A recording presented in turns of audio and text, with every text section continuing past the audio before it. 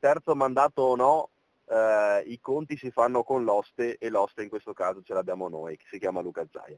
L'asso nella manica resta sempre lui, che si possa candidare o meno. Per la Lega Veneta Luca Zaia è il mantra, Alberto Stefani, segretario del partito in regione, ne è convinto. Una certezza che ho è quella che Luca Zaia sarà il protagonista delle prossime elezioni regionali e sarà il protagonista del Veneto dei prossimi 20 anni.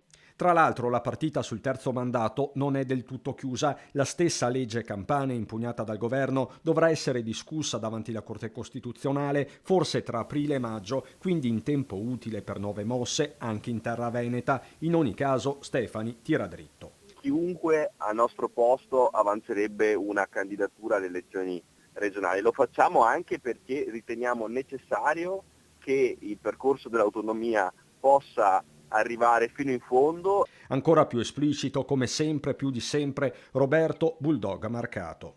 Se non dovesse essere la presidenza della Lega si va da soli, ma anche qui senza grandi traumi, ma insomma, sento dire ma si va da soli, non te lo lasceranno fare chi? Chi non me lo lascerà fare? Le segreterie romane?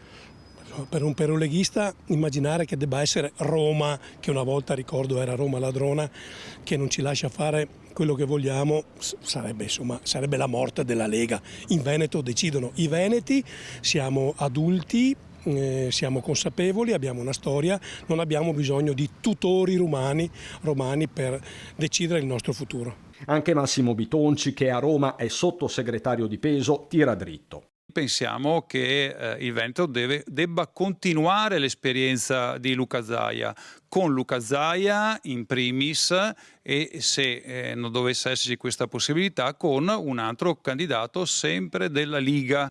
Tutt'altro che criptico il messaggio agli alleati che sa di quanto di sfida.